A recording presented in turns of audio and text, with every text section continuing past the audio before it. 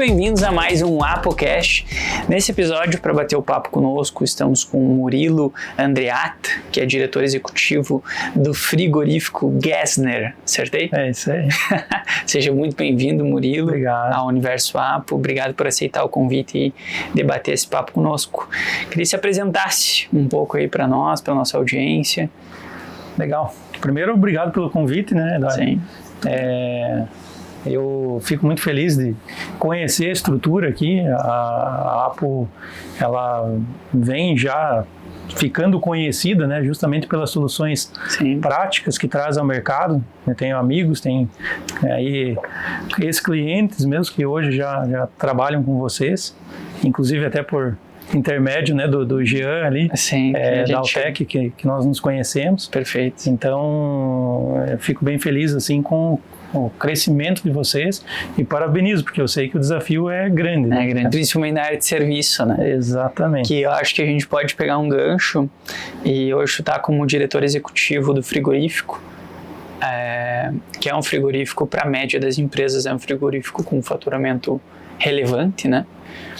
E como tu chegou até lá, nessa posição de diretor executivo? Tu comentou da parte de serviços antes, né, que tu começou com a consultoria em si. Imagino que prestou algum tipo de consultoria para o frigorífico antes de assumir a posição de diretor. Exatamente. Na verdade, tudo começou com a Incompany Consultoria. A Incompany veio de uma ideia muito parecida com a de vocês, uma ideia de trazer soluções práticas, né? Que de teoria ela é necessária para se gerar uma solução, mas não adianta ficar só na teoria, né? Então a ideia era realmente fazer treinamentos e fazer acompanhamentos que dessem resultado, porque eu vim do outro lado da mesa, eu contratava.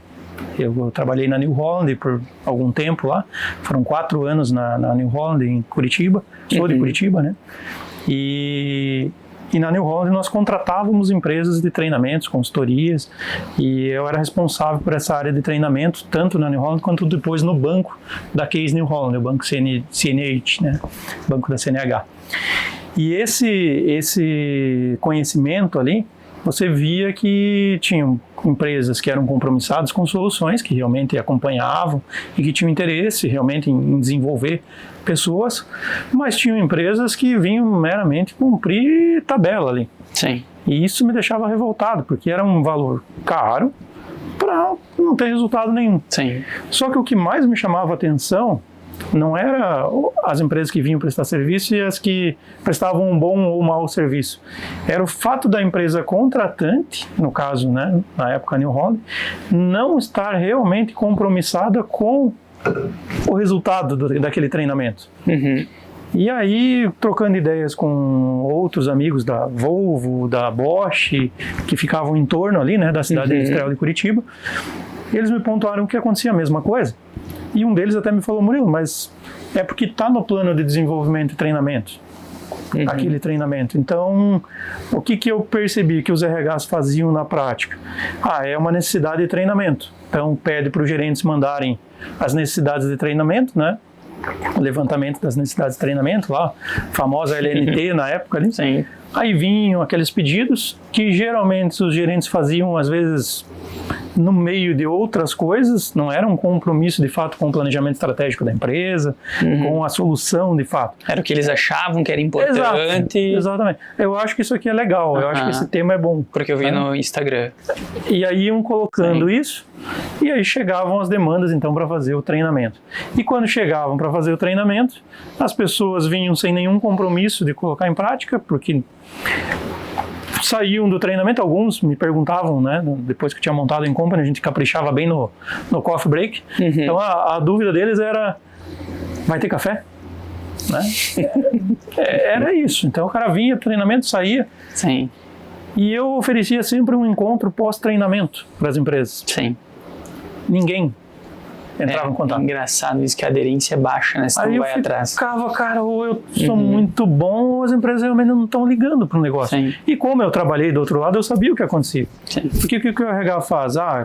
né? Eu não estou falando, não generalizando todos, mas cumpriu aquela necessidade de treinamento, ou seja, o meu papel como gestor, né, de pessoas, de RH, é ir atrás do treinamento, e geralmente esse treinamento eles buscavam com 2 requisitos básicos, que era valor e proximidade. E aí se negociavam aqueles valores, mandavam as pessoas para fazer o treinamento, as pessoas voltavam do treinamento, recebiam o certificado no treinamento, o RH tira a cópia do certificado, coloca nos prontuários, dá a baixa no treinamento e papel cumprido. E aí eu fazia a grande pergunta, né? Tá, mas aí treinamento nesse caso é gasto ou é investimento? Porque se não tem nenhum compromisso com trazer de volta alguma coisa, é só gasto. Treinamento tem que ter resultado, tem que ter um porquê, né? Perfeito. Então, dessa revolta, como do lado da mesa do RH, surgiu a Incompany para trabalhar com empresas. Aí eu já focava até em empresas e amigos que queriam retorno. Então, eu já dizia, manda o pessoal para o treinamento aqui, mas que eles já venham com a missão de levar de volta o que aprenderam, onde vão aplicar, como vão aplicar, quando, quem, né? Tem que ter um 5W2Hs ali para aquilo que está sendo ensinado, senão é só gasto. E aí, no começo, com essas empresas conhecidas, uma acabou indicando para outra, e em pouco tempo, por exemplo, eu estava em Joinville, aqui já na Tigre, né? Fazia os treinamentos já pro pessoal dos trainees da Tigre, aqui em Rio Claro, e me chamou muita atenção o crescimento rápido, que é o que nós conversamos há pouco também sobre a Apo. Perfeito. Né? A Apo cresceu rapidamente, mas porque nasce com um compromisso com soluções. Sim. Mas vocês irão, né, já devem ter percebido, mas vão perceber cada vez mais, que conforme as empresas vão mandando pessoas, muitas delas continuam descompromissadas com o resultado. Então, se você pergunta, não, nossa equipe faz muito treinamento, pergunta para o diretor da empresa, nossa equipe, nós temos um compromisso com o desenvolvimento. Tem mesmo ou só enviam o pessoal para treinamento? Né? Então, essa lógica do treinamento ter que dar resultado fez com que o trabalho de consultoria, que nós chamávamos, também fosse ligado a resultado.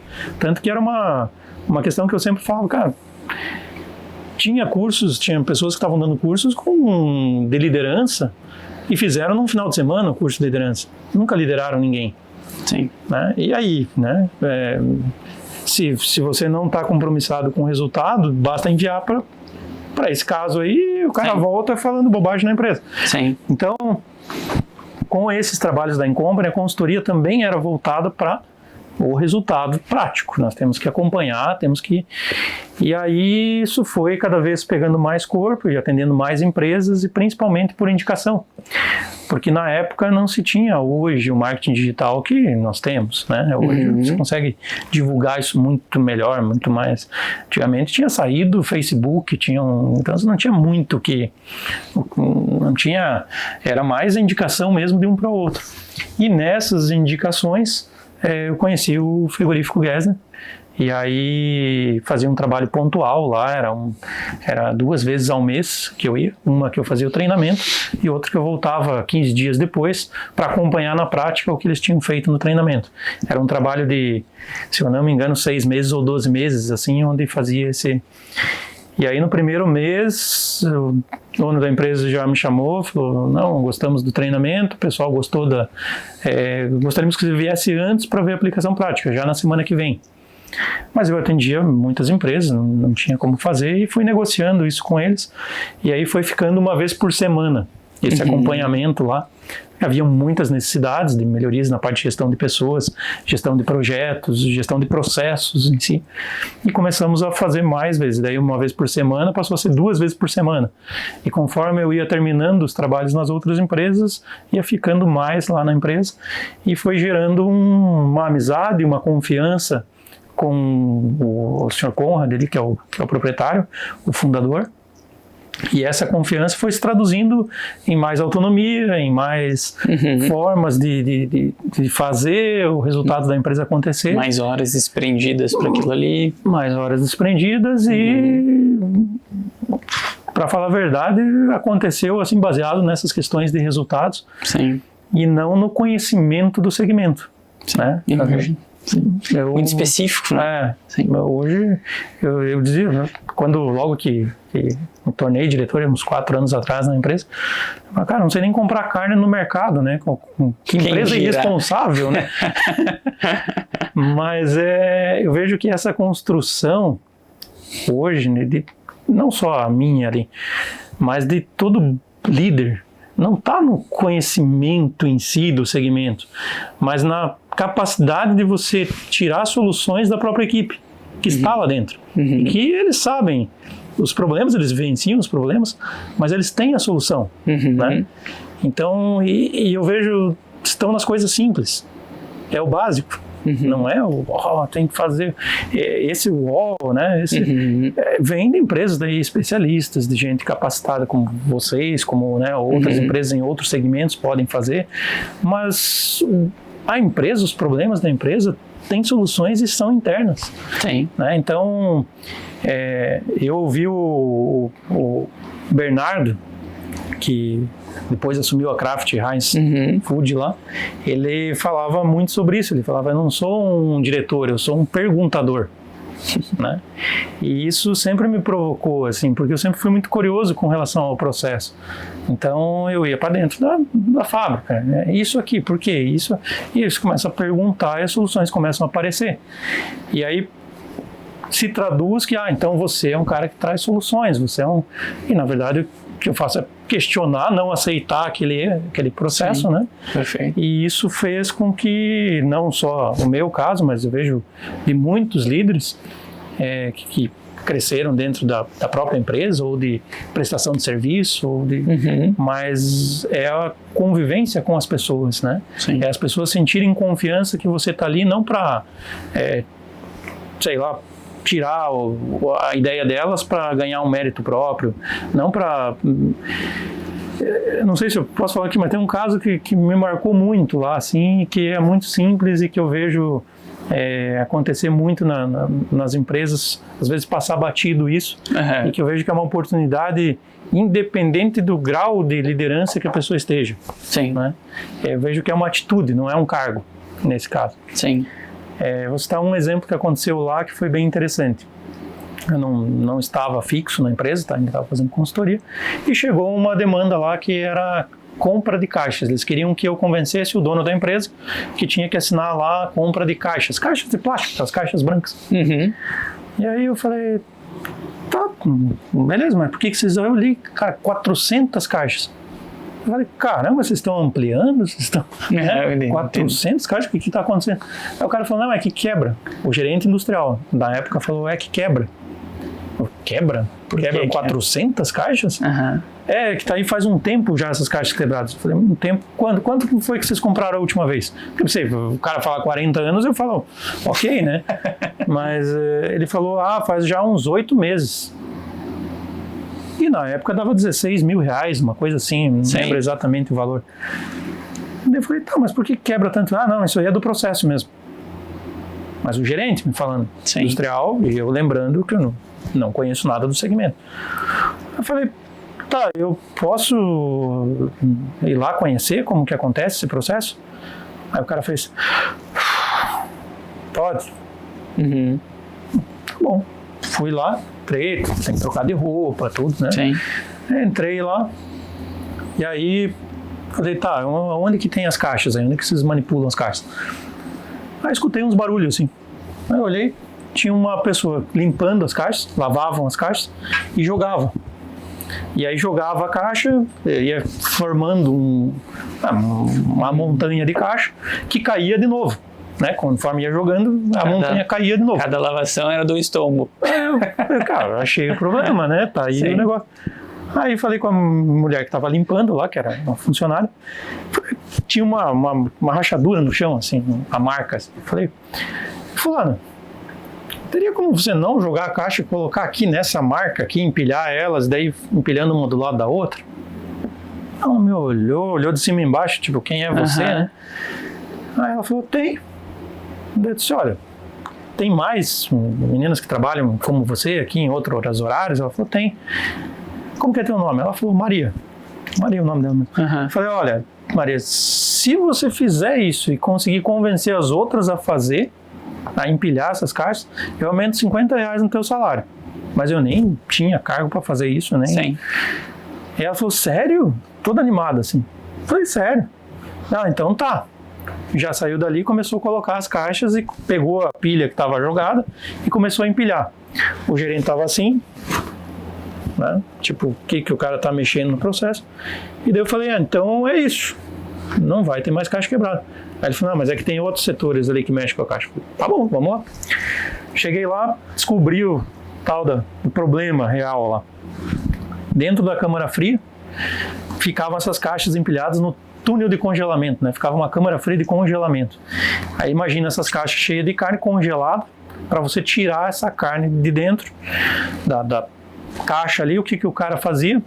Ele virava a caixa de quina assim e batia ela com força para quebrar o gelo.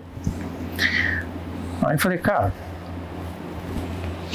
isso aí Agora já dei o aumento pra Maria. E ele só batia, cara, as caixas assim. Aí eu perguntei pra ele, eu falei, Pedro, nome, Pedro, qual que é a tua função aqui na empresa? Daí ele falou, batedor de caixa.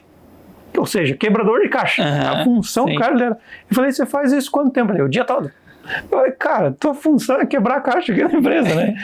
Caramba. Aí, tá, como é que tira isso aí sem bater a caixa? Ele falou, não tem como, cara. Não tem como.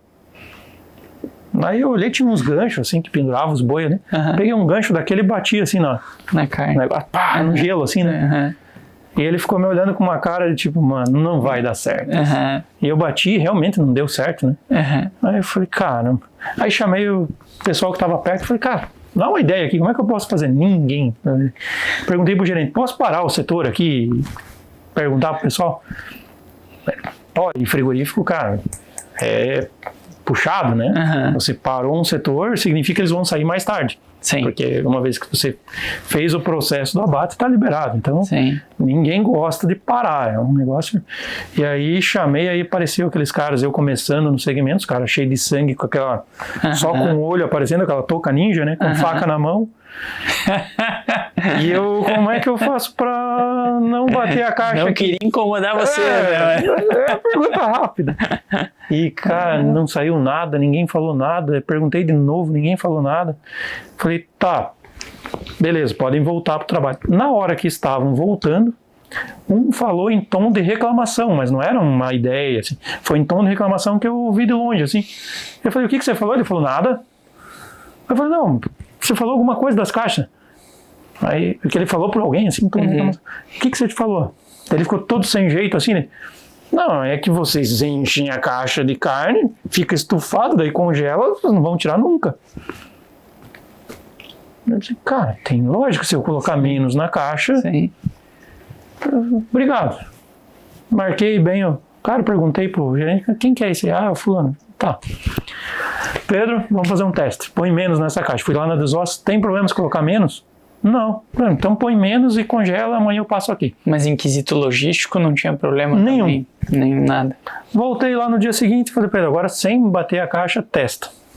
E ele pegou e fez um tranco assim no ar. Caiu tudo no chão. Falei, cara, pronto. Não fui eu que dei a solução. Não fui eu, nem fiz nenhuma atitude de gênio. Né? Eu só fui perguntar e não concordar com aquele valor. E aí, fui lá no dono da empresa e falei, tem que comprar as caixas, mas é a última vez. Nós achamos um jeito, agora vai ter que comprar, mas não precisa mais comprar. Aquela compra que tem a cada 8 meses aí, esquece. Já resolvemos. Tem que aumentar R$50 o salário do fulano e tem que dar um rodízio de pizza pro fulano. Aí ele falou, tá, mas e os outros? Não vão, né, pelo fato do cara ganhar rodízio de pizza e tal. Eu falei, os outros que se virem, não deram ideia, né? Não é problema meu isso aí.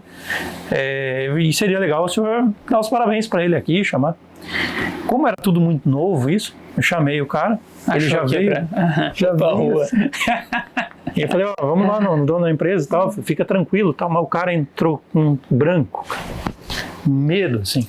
Aí o dono da empresa, ele faz muito bem isso, deu um elogio para ele, deu um tapa nas costas, agradeceu, falou, são atitudes assim. E o cara voltou. Isso era bem início, assim, que eu estava começando lá. Aí falamos que íamos buscar ele em casa, lá, mandar um carro buscar em casa, para levar ele e a família no rodízio de pizza e tal. Aí vem a parte interessante. O outro dia de manhã, por uma outra questão, eu tive que entrar na produção. De novo caçar uma solução lá. O que aconteceu? Todo mundo quis dar ideia. Todo mundo tinha ideias, tinha problemas para mostrar que tinha soluções e tal. Então, sabe, é o simples. Um movimento simples faz toda a diferença. E aí eu falo até hoje, meu papel, claro, é estudar, é buscar conhecimento, né, estar preparado para as novidades do mercado, tá atualizado, mas as soluções estão dentro de casa. Não dá para esquecer isso, né? Tem que buscar soluções novas, estratégicas, sim, tem que buscar a Apple, tem que buscar outras empresas, mas o nosso dia a dia está lá dentro. A gente fala várias vezes que quando a gente tem uma das linhas de atuação de serviço que a gente tem é growth, que a gente atua de growth puro, é teste, né, dentro das empresas. E testes de canais de crescimento.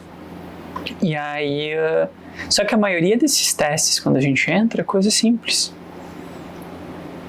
E a gente fez foi esse mês até que eu participei de um dos canais de teste, porque o que a gente faz? A gente pega tem 100 mil lá de verba para aquele canal, a gente tira 10% dessa verba para testar novos canais. E um desses novos canais era uma coisa super simples a gente ia fazer. E aí o pessoal falou, não, mas isso daí começa, isso daí a gente já tentou, isso daí não dá certo, isso daí, isso e aquilo. Daí a gente percebeu que o que a gente faz não é que não existe esse conhecimento dentro de casa. E aí onde aquela frase começa a fazer sentido, que santo de casa não faz milagre. E a gente começou a perceber que o que a gente faz, a maioria das empresas fazem. Só que a gente faz de forma mais organizada e de forma mais consistente. Exato. Porque aí a gente viu que os projetos dentro das empresas, eles existiam, essas ideias, elas existiam, tinha um pico e caía. Exato. Tinha um pico e caía. Então, o que a gente ia era tornar o básico consistente ao longo do tempo, o que começava a trazer retorno. E até com o que apresentou a gente, o G ali, eu comentei nessa questão de, cara, não precisa inventar roda, não precisa ir para...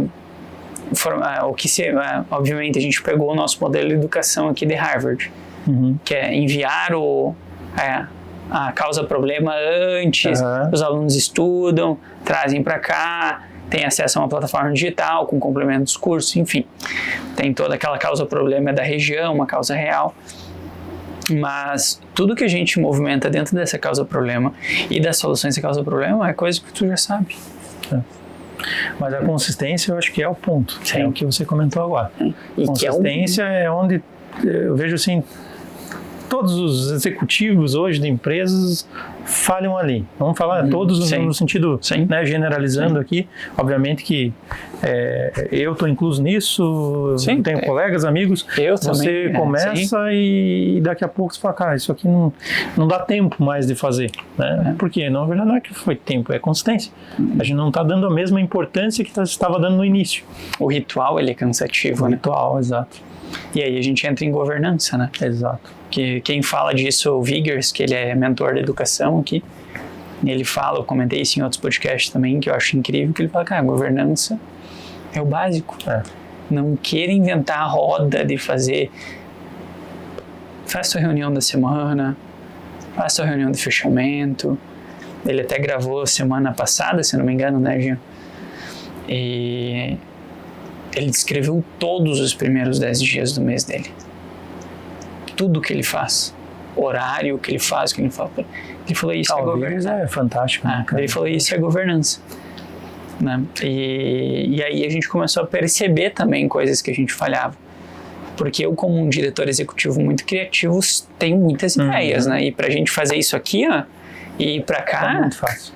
É isso aqui. Né? Daí a gente começou a determinar um organograma diferente dentro da empresa. A gente começou a pegar as funções e a gente começou a discutir isso, tá? Com essa criação está sobre o meu papel, de discutir questões de o que outros diretores podem fazer para bloquear essas minhas deficiências. Porque ao mesmo tempo que eu sou muito bom em umas coisas, eu sou ruim em outras. Exato. E vice-versa. Ao mesmo tempo que eles são bons em umas coisas, são ruins em outras, têm dificuldade em outras. E a gente olhou com isso com maturidade, falou, pô, legal, aqui a gente tem uma desvantagem competitiva da empresa. Então é aqui que a gente vai atuar. E a gente começou a desenhar essas descrições de funções de diretores, e a gente viu coisas super simples como o diretor financeiro tem que trazer os 3 indicadores de metas do fechamento do mês. E uma coisa ridiculamente simples. Mas o problema não estava em ter a informação, o problema estava em ter o ritual de tratar aquela informação. Olhar e tratar, olhar e tratar. E assim sucessivamente para todos os outros setores. E isso só muda o endereço, né? Sim. Só muda o endereço. Sim. É um problema comum da maioria das empresas, assim. Por isso, quando você comentou de governança, eu vejo, hoje nós tem o fundador da empresa, no caso do Gessner ali, né? E tem 2 diretores, eu e mais um, que é o Rubens. Temos perfis diferentes. Sim. Rubens é o cara mais metódico, eu sou mais do criativo. Sim. Então a consistência para mim é mais difícil, para ele é mais fácil. Sim. E nós nos damos muito bem, o processo acontece de uma forma muito tranquila de conversa, não temos... Só que ficamos diante dos desafios que se tem pelo segmento, pela empresa. Cara, nós precisamos de alguém que nos cobre. Hoje, só nós vamos nos cobrar, é uma autocobrança. Mas não é legal isso, né? Nós precisamos de alguém que nos cobre. Como na empresa, como muitas empresas familiares, essa é mais um exemplo de tantas, né? Que não tem um conselho, nem que fosse um conselho consultivo, e é algo a ser implementado, né? Poxa, mas eu tinha isso, tinha aquilo. Vou ter que parar para fazer isso. E como surgem coisas, né? E vai ter que parar para fazer isso, porque dia tal vai ter reunião do conselho, vai ter com que prestar essas pessoas contas de fora que estão vindo aqui para a empresa. E você tem que prestar contas, você tem que... Sim. Mas a parte que eu acho interessante é que nem partiu da empresa em si, né? Partiu de nós já na questão, precisamos ser cobrados para produzir melhor, né? Porque aquilo que você comentou é o básico. Nós sabemos fazer, nós sabemos o que tem que ser feito, mas se perde no dia a dia, nas ações do dia a dia, né? Apagando os incêndios, corrigindo falhas aqui, tratando ali, pensando coisas novas que nem estão no planejamento, que às vezes tira o foco também. Então, eu acho muito positivo, é o que nós conversávamos ali antes de iniciarmos, é muito positivo essa ideia que vocês já estão fazendo com os clientes de vocês, de trazer para um ambiente diferente, de forçar essa imersão para se falar em planejamento estratégico, para se falar em rituais, para se criar rituais, e por que não, né, vocês também atuarem como conselheiros dentro das empresas. Sim. E isso faz toda a diferença. E isso é governança, é fazer o que precisa ser feito acontecer, né? Perfeito. O básico tem que acontecer. Perfeito. Independente do dono da empresa, independente dos fundadores, né? Como é muito comum nas empresas familiares. Sim. Tá na primeira geração ainda o frigorífico, né? Isso. Primeira. Agora já pensam em transição, já? No caso do frigorífico Gessner tem uma série de pontos, assim, né? Eu vejo durante as consultorias, durante esses 12 anos ali fazendo consultoria e passando por diversas empresas familiares, assim, acabou sendo inicialmente um contato com multinacionais e depois acabou caminhando para as familiares, até porque são a grande maioria das empresas, né? Para mim foi uma transição inicial, assim, meio complicada, porque você vem de uma multinacional onde ficou definido que agora vai ser feito dessa forma, um minuto depois vai ser feito daquela forma que foi definido. Sim. Né? E quem fizer diferente vai ter uma... E na empresa familiar é tudo muito mais lento, né? Uma curva longa. Tudo ali, depende de muita coisa, depende daquele, depende do fulano, tem aqui o ciclano que... Então, essa construção sucessória foi algo que, para mim, também foi novidade. Mas aí você acaba ouvindo muito, principalmente quando você tem disposição para aprender, né? Sim. Você acaba ouvindo muito e era eu falo ouvir com atenção, ouvir com vontade de aprender, quando é real, né? Sim, sim. Então isso acabou me gerando muita proximidade na época com esses fundadores das empresas. E hoje, para mim, isso serve muito, assim, eu aprendi muito com eles, porque, primeiro ponto, se fala em sucessão, mas eu acho que foi até o Felipe Fernandes que esteve, Felipe Fernandes, né? Esteve falando aqui sobre sucessão também, né? Sim, sim. E eu achei muito interessante, muito bacana, assim, ó, que ele passou também.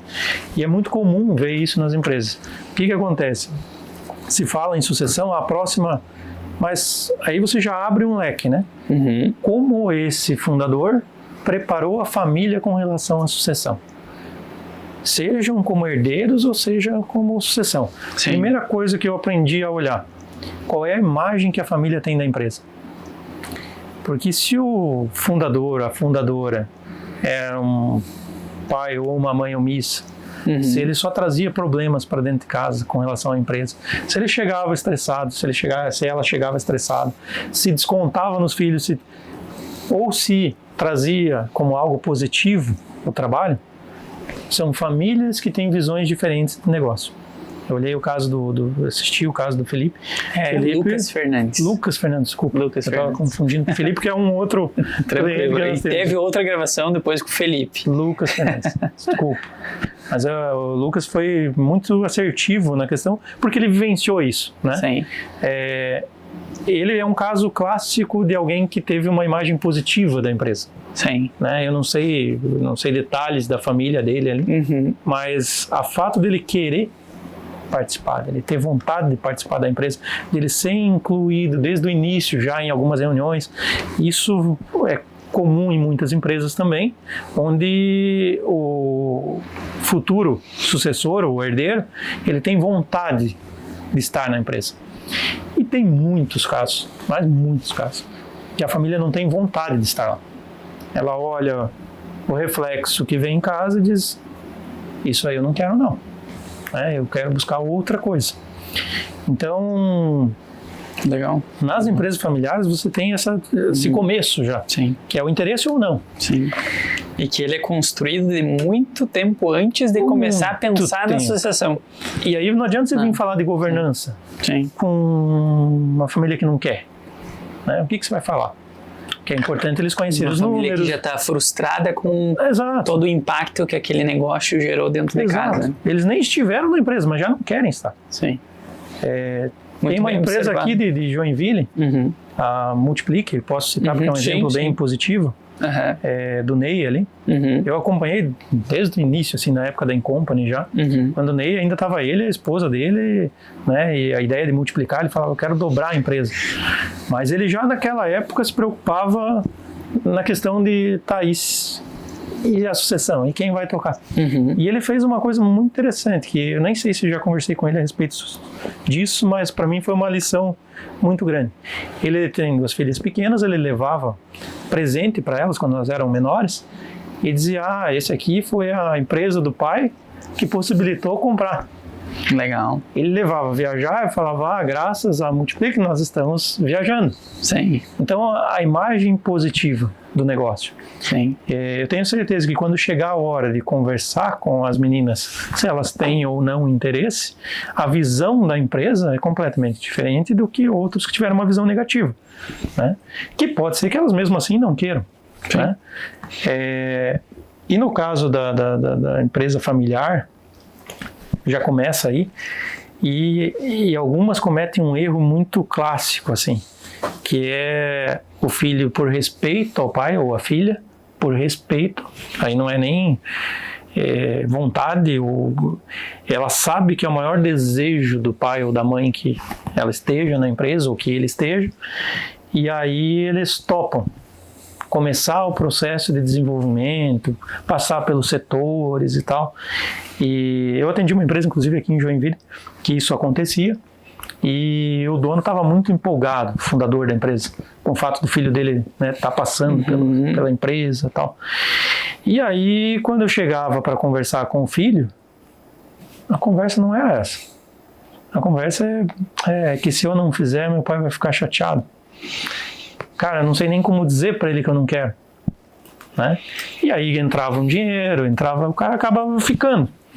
mas estava longe de ser o que ele gostaria de fazer. Tanto que quando eu entrava num assunto que era um hobby dele, né, e que poderia virar uma profissão, esse dava pano para manga. Eu voltava para Curitiba ou para Timbó, ele estava trocando ideia, ele mandava foto, ele estava atuante. Sim. Quando eu mandava um problema da empresa, que ele teria que resolver, parava. Ou seja, ele não gostaria. Tanto que na primeira balançada que a empresa deu na pandemia, optaram por encerrar. Porque aí foi a hora da verdade, né? O pai já tirando o pé do acelerador, falou: agora, você acelera, você toca, você encara. O filho falou: não tenho vontade. Então vamos profissionalizar, faça como o senhor quiser. Eu estou bem aqui, né? Completamente diferente. Ganhava menos, estava tudo certo, mas estava feliz fazendo o que ele gostaria. Sim. Né? E chegou um ponto que o pai entendeu. Pô, ele é feliz fazendo isso. Não adianta eu forçar a barra aqui. Sim. Né? E aí você vai para o caminho da governança, de profissionalizar aquela empresa, de trazer pessoas de fora, de organizar esse processo. Mas começa muito antes. Né? Sim. Começa muito antes. É uma percepção boa. Eu nunca tinha parado para pensar no quanto antes começa a sucessão em si. Né? Começa realmente muito antes. E geralmente esses casos agora que a gente vê de empresas que não têm sucessores que ergueram a mão, nota como é turbulenta a construção, principalmente de família ali, né? E quem falou foi o Matheus Fagundes, que é CEO da Audaces hoje, também estava aqui gravando conosco, e ele falou sobre essa questão de como a gente tem que cuidar da família, principalmente, né? Exato. Colocar, porque é como se fosse um malabarismo. E só que é um malabarismo onde a família é a bola de vidro, de cristal. Exato. As outras podem cair, porque a gente consegue juntar. Mas a família, se essa bola cair e quebrar, é muito mais difícil a gente conseguir consertar ela. Né? Então, e esse não é o cuidado que eu vejo que as empresas um pouco mais antigas, digamos, têm. Eu já vejo esse movimento acontecendo hoje. Né, de pessoas colocando família à frente de tudo, Deus à frente das coisas, família e tudo mais, que são propósitos além do negócio e que faz com que o negócio dê muito mais certo depois, porque tem um pilar muito mais forte, né, de acordo. Eu vejo isso comigo lá em casa, a Larissa, que é minha mulher, me apoia em vários. Eu discuto com ela as coisas, tu acha que é mais certo eu fazer dessa forma ou dessa aqui. Então eu vejo que é uma relação diferente do que se tinha antigamente. Exatamente. E a construção é completamente diferente. É o que você comentou, né? Sim. Os conflitos, quando não é dessa forma, eles são grandes e desgastantes para todos os lados.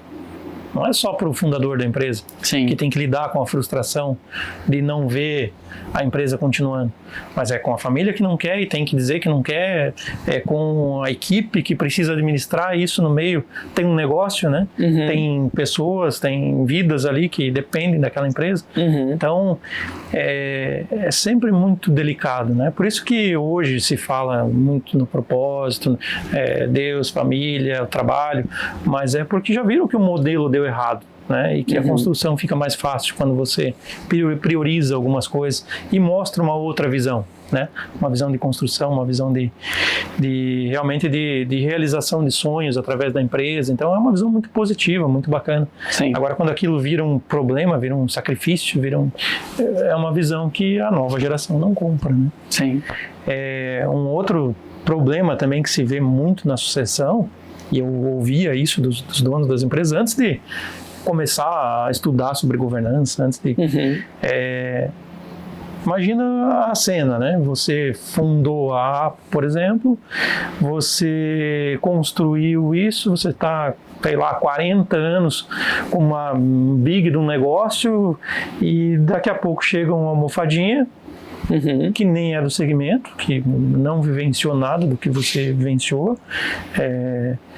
Vou me colocar no exemplo agora. Aí chega, não, mas eu tenho 3 MBAs, né? Eu fiz curso em tal lugar. O cara fica te olhando e E aí? Né? E eu fundei essa empresa aqui. Sim. Né? E aí o cara chega dizendo o que o cara não deve mais fazer. E diz para ele ainda, para o fundador da empresa, onde ele está errando e que ele deve se afastar da empresa. Né? Como é que o cara encara isso? Sim. Óbvio que não vai guerra. ser. Óbvio que não vai acontecer nada disso e que não vai Sim. ser uma conversa fácil, né? Sim. Então essa construção começa já no sucessor, na preparação do sucessor.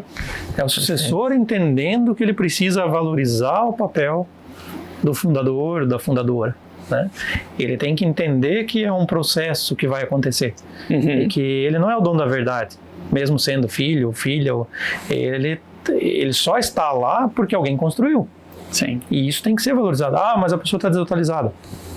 Ok, pode estar, mas respeite o fato de ela ter feito tudo já. Né? Legal. Respeite o fato de que agora que você está atualizado, foi porque ele pagou os teus estudos com o que ele construiu, foi porque ele fez isso acontecer. Então, respeito, primeira coisa, né? Respeito. Se conversa primeiro com o preceito de que há um respeito pelo que foi feito, né? Sim.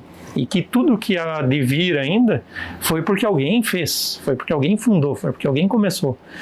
Então, a partir daí, a pessoa já entende, opa, eu estou sendo valorizado. Né? E mesmo se não quiser continuar aquele legado ou aquilo ali, vai respeitar. Exatamente. Né? É uma decisão. Sim. Eu não quero que a empresa tenha futuro. Tá bom, foi você que fundou, você escolhe quando não vai mais existir. Geralmente eles querem que aconteça, querem que a empresa tenha futuro, que continue. Né? Aí tem que estruturar para isso. Mas é sempre uma conversa lenta, sempre. Difícil. Às vezes é um momento de empolgação, que o dono quer para ontem. Não, já faz aqui. Fala, não, mas aqui tem que construir. Não. Já vai dar certo. Vai dar. Tô sentindo. Não dá, né? Não dá porque vai retomar, vai interferir, vai... Sim. Então, é um processo construído de uma forma integrada. A equipe precisa entender o seu papel, que vai ter que assumir responsabilidades, Sim. Que até então eram assumidas por alguém, né? E que isso não é um desrespeito, porque em muitos casos a equipe respeita muito o papel do fundador. E aí se desencoraja em fazer qualquer coisa. Sim, né? perfeito. Tem que haver um papel também, uma definição, uma decisão clara do fundador ou da fundadora da empresa, que, né, para ter um prazo, ter uma data e realmente naquele momento começar a tirar o pé e deixar a equipe se virar. Tem que ter um entendimento da família sobre o que eles querem. Querem ser sucessores ou querem ser herdeiros? Sim. Porque até para ser herdeiro tem que pelo menos conhecer alguns pontos, né? Para não ser passado para trás, para não ser... Então, vamos lá, você vai ser só herdeiro, beleza, eu quero cursar, não quero a metalurgia do meu pai, eu quero cursar gastronomia.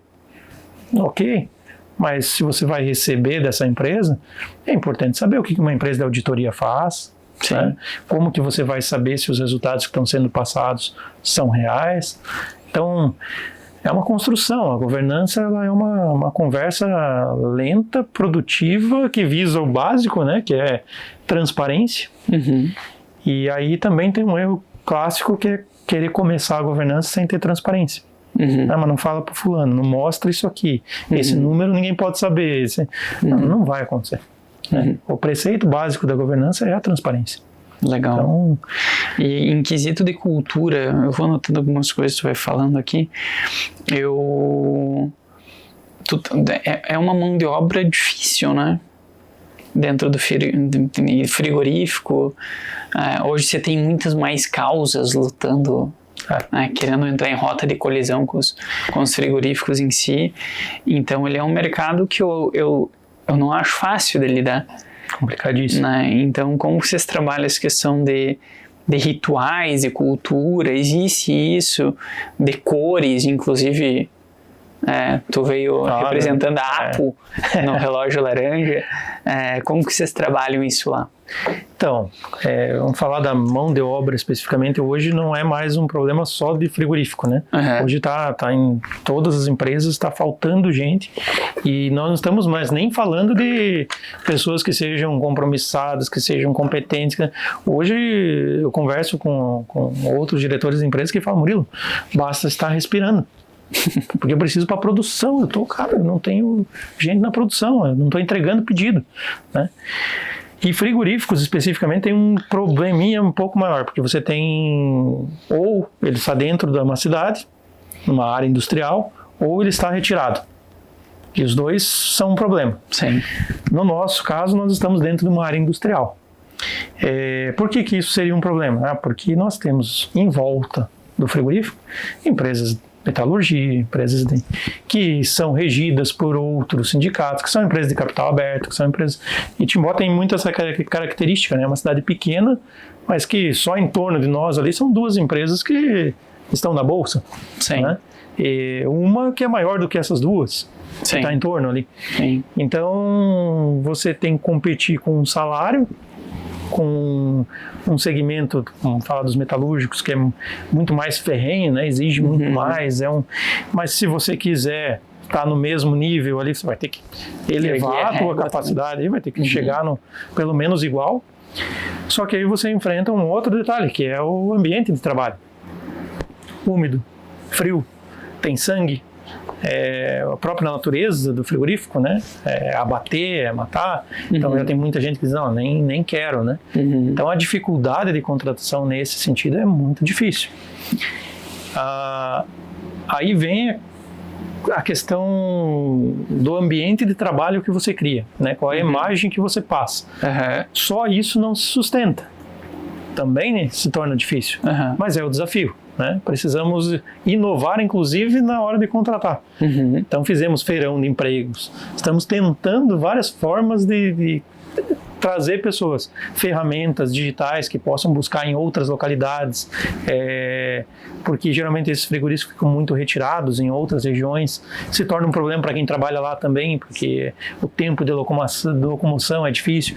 Então, como buscar essas pessoas que tenham interesse em vir para cidade, é toda uma logística, né? Agora, um ponto que eu vejo também muito importante é com relação àquelas pessoas que fazem diferença na estratégia, né? Aquelas pessoas que você olha, o conhecimento delas, a atitude delas faz diferença. Nós falamos há pouco tempo ali sobre a questão de vendas, né? O time de vendas. Time de vendas...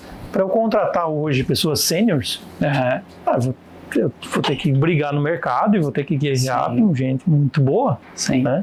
E com frigoríficos muito grandes. E com o outro lado, né? Olhando para o outro lado, com startups, com empresas com ambientes extremamente gostosos de trabalhar, que dão cerveja no final do dia Exato. E no caso do frigorífico nós temos um detalhe ainda, né? A venda tem que acontecer. Porque o nosso estoque ali é de 2 dias. Sim. Não é faz uma mesa, né? Fazer a mesa aqui, eu estoco ela e dou férias coletiva pro pessoal. Não dá. Eu tenho que produzir, eu tenho que vender, e os redes de supermercados sabem disso, porém também precisam do produto. Então a negociação, a venda, ela é extremamente estratégica ali. Sim. É uma disputa assim, diária, né, de todos os lados ali. Outros frigoríficos menores, que são regidos por inspeções municipais, regionais, né? O nosso é federal, então o nível de burocracia, de equipes, de fiscalização sanitária, então é tudo maior, né? Isso torna um desafio constante, todo o processo. E as empresas pequenas também, né? Porque as empresas menores geralmente têm mais poder de pagamento, a margem de lucro é um pouco maior, e aí vem todo esse cenário que cidades como Timbó, que não é uma cidade grande, geralmente tem. Essas empresas brigam a dente por essas pessoas, né? E sabe, Eduardo, eu estou agora montando um grupo de investimentos imobiliários, né? E aí nós estávamos conversando entre empresários ali sobre essa questão do vendas, o comercial, né? A importância que tem e tal. E aí tinham alguns donos de imobiliárias e eles colocando sobre os corretores. E eles falaram, cara, eu tenho corretor, mas não tenho vendedor. E quantas vezes dentro das nossas empresas nós temos vendedores que não são vendedores? Sim. Né? São vendedores no cargo, foram contratados como vendedores, mas não são vendedores na prática. Não tem atitude de vendedor. Sim. Né? Então, eu vejo, seja júnior ou seja sênior, você vai ter dificuldade em encontrar pessoas que têm um perfil de fato. Só que esse perfil de fato começa, eu vejo assim, a construção de um time começa por um ponto fundamental: contratação. E na contratação, como nós falamos inicialmente sobre os treinamentos, a contratação também muitas vezes é desleixada, no sentido de, se a pessoa disser que tem experiência com vendas, pronto, ela já... Eu acredito. Quer ver se bota dois influentes para conversar junto, um influente entrevistando o outro. Exato. Eu falei uma vez isso daqui, que eu tinha medo de... Tinha um pessoal que era influente, que fazia entrevista aqui dentro. Para vendas, imagina... Só faltava fazer churrasco na sala de reunião principal ali, porque naturalmente vão se dar muito bem. Né? E isso até a gente conversou ontem, né, Gia? O Gia é influente, eu falei, reconhecer esses pontos dentro da onboarding inicial é extremamente importante. E importante não só para a empresa, importante pro profissional também. Exato. De olhar para si e falar, legal, eu tenho um perfil mais influente, eu sou muito bom nisso e tenho dificuldade naquilo. Que é aquilo que nós dois falamos antes, que nós dois admitimos das nossas fraquezas como diretor. Então, não, o nosso lado de rituais é muito mais difícil, mas o lado criativo é muito mais fácil. Então, quando a gente olhou, a gente errou muito nisso no início. Imagina uma empresa super nova, sem capital, tinha que contratar gente, serviço é extremamente complexo. Até me perguntaram, e se tu iniciasse hoje do zero, tu iniciaria com uma empresa de serviço? Eu falo, cara, não sei, é difícil, cara, é difícil. Tanto que a gente investe muito em tecnologia, né? A gente não para, o serviço para nós é o nosso case, que é onde a gente traz para a educação, onde a gente encontra novas linhas de investimento. Então, a nossa área de serviço ela é mais gourmet e ela foca mais em encontrar problemas dentro das empresas. Porque daí desses desafios a gente cria soluções, né? E aí vem a questão da criatividade nas soluções, né? Porque eu tinha dentro da Incompany, eu fiz alguns treinamentos para pessoas profissionais de RH que faziam a contratação. E aí eu batia muito de frente com essa questão da forma de fazer a entrevista. Fica muito fácil eu simular o que a empresa quer ouvir se eu tiver o básico de conhecimento daquela empresa. Né? Já sei o que eles querem ouvir. Então, quanto custa essa contratação errada para a empresa? Né? E aí a gente desafiava assim, métodos criativos para, por exemplo, a pessoa queria proatividade. Quero proatividade como... E aí eu lembro de ter pedido para uma das secretárias que ficava na empresa, nós demos uma caixa para ela, uma caixa vazia. E eu falei, passa na hora que eu estiver conversando com a pessoa, todas as entrevistas, você passa com essa caixa fingindo que está pesada. E começa com dificuldade na hora de abrir a porta. Porque eu quero ver se a pessoa que está conversando comigo, que vai estar vendo a cena, se ela vai levantar e abrir a porta para você. Ou seja, não adianta ela me falar que ela é proativa. Não adianta estar lá no currículo escrito proatividade como um dos... Eu quero ver se ela realmente levanta e vai lá fazer isso. E a gente fazia vários exercícios desses durante as contratações, assim, para ver quem é quem. E aí tinham casos que passava 5, 6, 7 pessoas na entrevista e que ninguém levantava para ajudar. Eu lembro que um caso o cara levantou, foi lá ajudar, pegou a caixa e estava vazia, né? Ele ficou olhando para a menina, mas por que você estava fazendo tanta força, né? Que ela tava assim, e aí ele não só pediu para ela abrir a porta, ele levou a caixa, e ele segurou a caixa e falou, posso levar para ela e voltar aqui depois? Eu falei, Aí quando ele voltou, cara, tô contratado. Sim. O que precisava, o que é fundamental naquela função, Sim. né? É isso que a gente tem que se perguntar quando vai contratar alguém, o que é fundamental. Porque aí as simulações já começam a ficar mais difíceis de acontecer. Eu fui fazer uma entrevista, por exemplo, num caso lá que estava com um líder, o cara era novo, era um líder, um supervisor que tinha acabado de...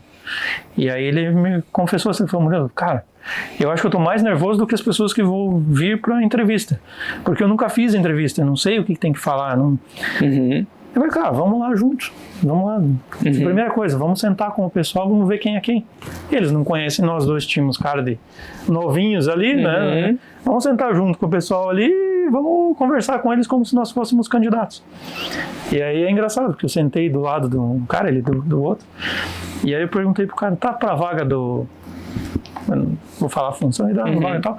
Ele, sim, tô. Que legal. Trabalhando em algum lugar? Aí o cara falou, tô na empresa tal. Mas ele não sabia que eu era um entrevistador. Ele achou que eu era um candidato. Sim. E o mesmo com... Aí ele falou, tô na empresa tal. Eu falei, legal. E era um horário normal de trabalho, né? Horário comercial. E eu falei, trabalha no turno da noite? Ele falou, não, eu peguei um atestado para poder vir aqui. Eu disse, beleza. O cara jamais falaria isso numa entrevista. Sim. Né? E às vezes eu vejo o processo seletivo, parece que força as pessoas a mentirem. Sim. Porque o cara começa, quais são os seus principais defeitos? Você acha que o cara vai dizer, qualidade. Eu roubo o material do escritório para vender no Mercado Livre? Eu me embriago todo dia no bar. Não vai, né? Não força o cara a mentir. Sim. Minhas qualidades, eu sou muito perfeccionista. Para, né? Por favor. Sim. Então... É mais questões práticas, assim. Tinha casos que diziam, e essa empresa que você trabalhou é bacana? Sim. Mas trabalhou em alguma outra, cara? Em tal lugar, tal setor. Que você não colocou aqui no currículo tal setor da empresa que trabalhou? Que eu não gostei de lá. Eu conheço o fulano de lá, posso ligar para ele? Nem conhecia. A pessoa fica branca na hora. Não, né?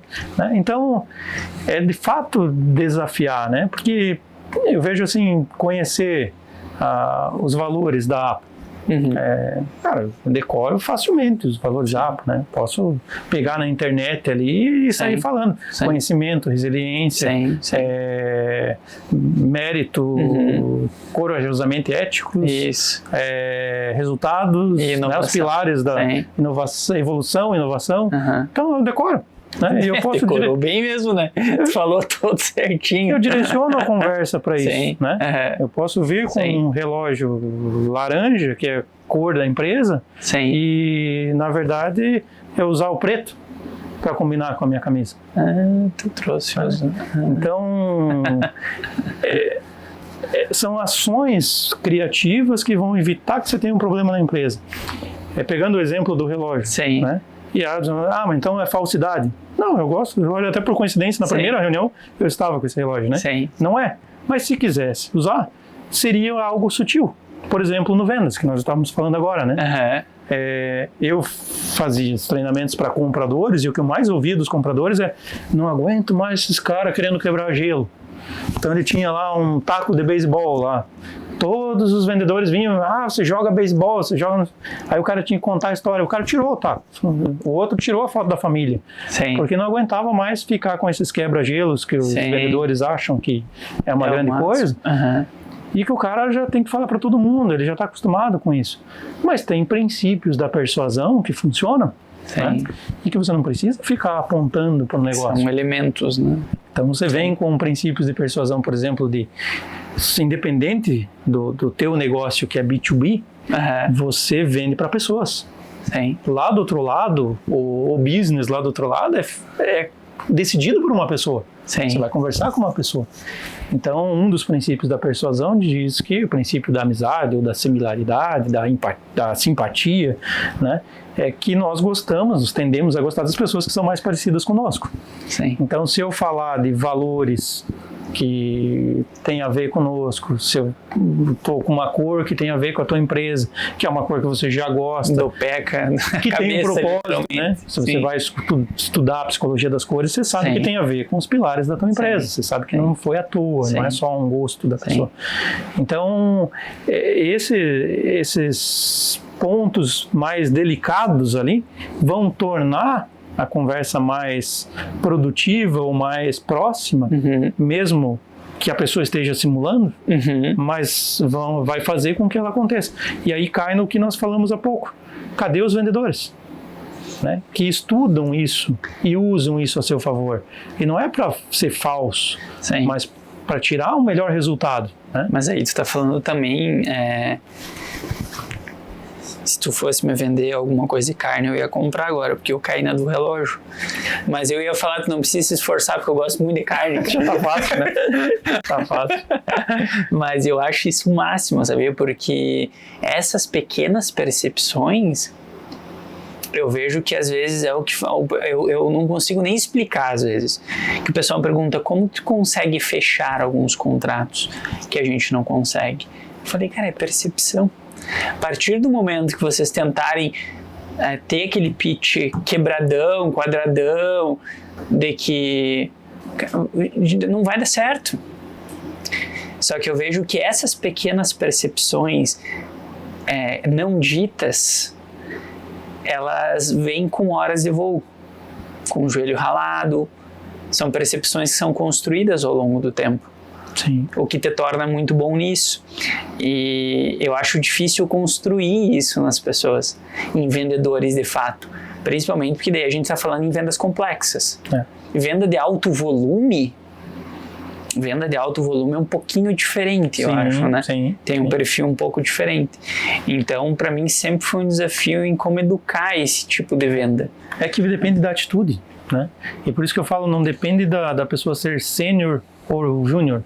Depende dela ter esse tipo de atitude. Eu vou dar um exemplo aqui da Apple. Vamos pegar um júnior, um vendedor júnior. Cara, ou alguém que esteja cursando administração, está começando assim do zero. Se a pessoa assistir os videocasts de vocês, ela não precisa ter dinheiro para vir nas imersões. Ela não precisa estar numa grande empresa para a empresa mandar ela numa imersão. Está de graça no YouTube. Você falou aqui do Lucas Fernandes, falou nesse pouco tempo aqui do Vigers e tantos outros que já passaram aqui, o próprio Jean Cardoso ali da Altar. Os caras são um MBA. Sim. Eles são. Né? Você ouve uma hora deles e você vai precisar de anos no banco da escola para captar o que eles falaram em uma hora. Né? Então, depende da atitude. Se o cara buscar, se a pessoa tiver interesse, seja, não importa a idade, não importa se é homem, mulher, se buscou, tem interesse, ela vai aprender muita coisa e vai usar isso a seu favor.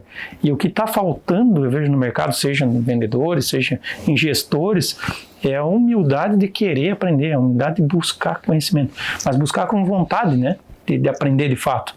Poxa, esse cara tem uma sacada, que eu nunca tinha pensado nisso. E aí, como é que eu aplico isso no dia a dia? Né? Eu acho que é isso que transforma júnior em sênior, né? Não é o cargo, é a atitude, porque essas pessoas vão produzir resultados diferentes. Então, eu sempre falo pro pessoal que tem contato ali, assim, que estão começando, cara, não tem o que eu te ensinar. Tem gente muito melhor que eu para te ensinar. Vai buscar, tem de graça. Sim, né? Perfeito. Busca. Perfeito. E essa humildade eu vejo muito mais nas pessoas que têm os cargos altíssimos, né? Do que em quem está começando, parece. Ou quem está reclamando na empresa, que a empresa não reconhece. Para quem reclama que a empresa não reconhece, a primeira coisa, a empresa não foi feita para te reconhecer. Ela foi feita para dar resultado, né? Te reconhecer, te vender o seu trabalho, é um trabalho que você tem que construir, né? Seja para aquela empresa ou seja para o mercado, mas isso vem de conhecimento. Aí eu pego um exemplo aqui dos videocasts da pessoas fantásticas, líderes assim, e aí entra a questão da humildade, né? Sim. Eu conheci o Jean lá no IBGC, conheci lá, por exemplo, o CEO da Red Bull, o dono da Casale, presidente do JP Morgan, pessoas que são extremamente acessíveis, extremamente humildes com relação a buscar conhecimento, a aprender, né? E aí eu vi assim, eu era vamos dizer, o mais novo e o menor deles ali em conhecimento, em vivência. E aí eu falava alguma coisa, eles paravam e ficavam assim. E eu pensava, cara, por que vocês estão me ouvindo? Tipo, eu que tenho que aprender com vocês, né? Não tenho nada para falar para vocês. Mas isso é a minha percepção. A deles é o que ele tem que pode me agregar, me ajudar. O que lá no segmento dele, que não tem nada a ver com o meu, pode ajudar no meu. É uma troca muito humilde. E humildade é algo que, principalmente, eu vi isso na prática, né? Com esses níveis, assim. Não é cargo, não é classe social, né, não depende de nada disso, porque o Brasil tem um costume brasileiro de achar que a humildade geralmente está atrelado à classe social, né? A pessoa tem uma casa humilde. Não, ela tem uma casa simples, ela é pobre. Tem pobre que é arrogante, né? Assim como tem rico que é arrogante. Não é uma questão de classe social. Você pega casos que a pessoa diz, o fulano, eu já vi muito isso, né, com os fundadores da empresa, ele tem tudo isso, né, tem todo esse patrimônio, mas olha como ele se veste de forma humilde. Não, cara, ele só se veste mal. Ele tem mau gosto, só isso, né? Não tem a ver com simplicidade, com humildade. Como ele é humilde. Não é. Humildade, eu ouvi esse conceito, não sei quem falou também, mas eu achei muito interessante e é algo que eu vi na prática com esses níveis que são muito maiores do que eu lá com essas pessoas de níveis, né, e cargos muito maiores, de empresas muito maiores. É saber que você não sabe tudo. É saber que o outro sabe coisas que você não sabe. Mas humildade de fato, né, querer aprender. Saber que você e o outro saberão mais juntos. E saber que você e o outro nunca saberão tudo o que precisa ser sabido.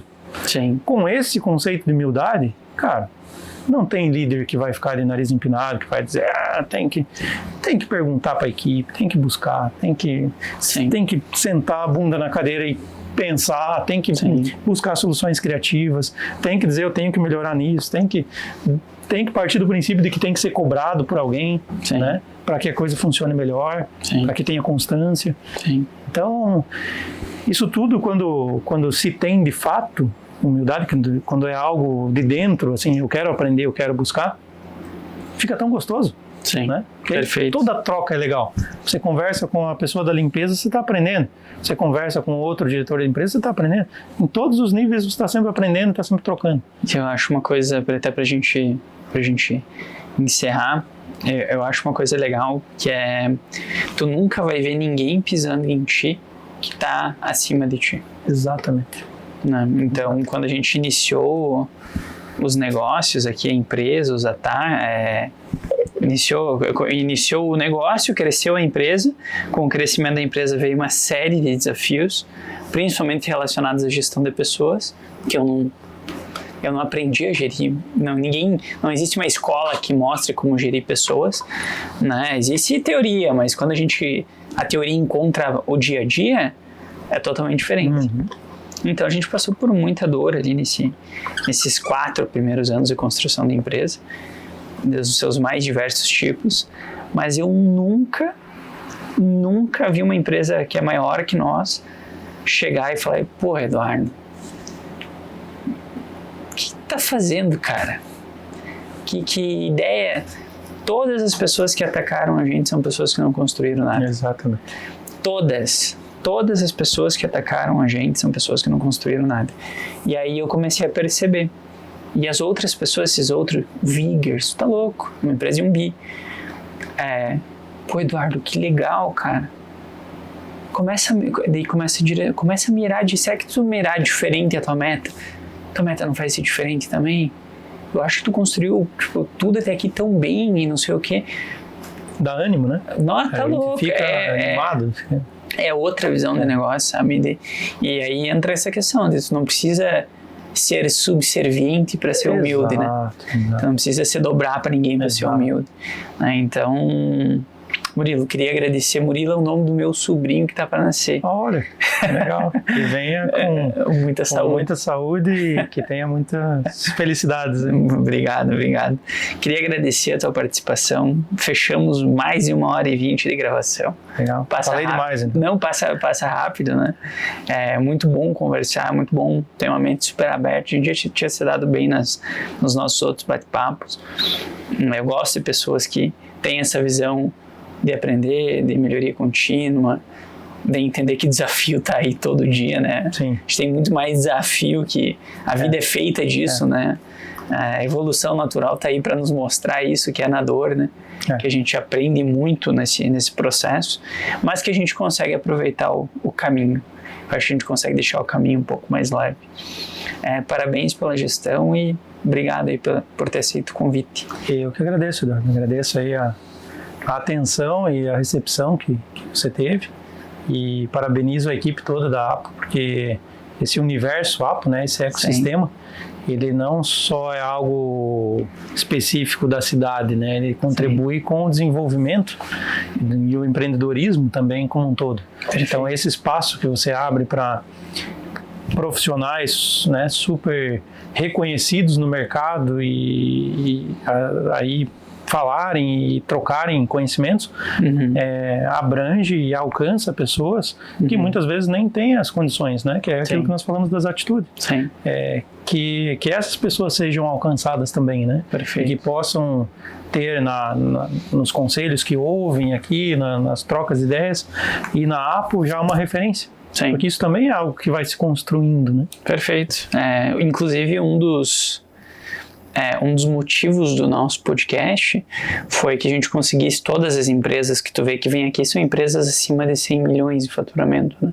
Então são empresas já com porte considerável e tudo mais. Então a nossa ideia sempre foi pegar esses diretores, esses fundadores, esses C-levels, e levar o que eles têm para essas outras empresas que não estão ali ainda, que não tem essa condição de pagar, às vezes, também pela mentoria dessas pessoas, para ter acesso a esse conhecimento, que é um conhecimento totalmente prático. A gente não foca em audiência, a gente foca em levar a informação verdadeira de empresas grandes para esses outros empresários que não têm acesso ainda a essa informação. E então, é muito perceptível isso, né? Sim. São valores reais, né? Então isso é muito bacana. Parabéns. Aí entra em todo o nosso conhecimento, né, mérito, correr atrás. Então a gente tenta viver bastante o que a gente faz. Então, novamente, agradeço. Valeu. Obrigado. E assim nós encerramos mais um APOcast. Valeu!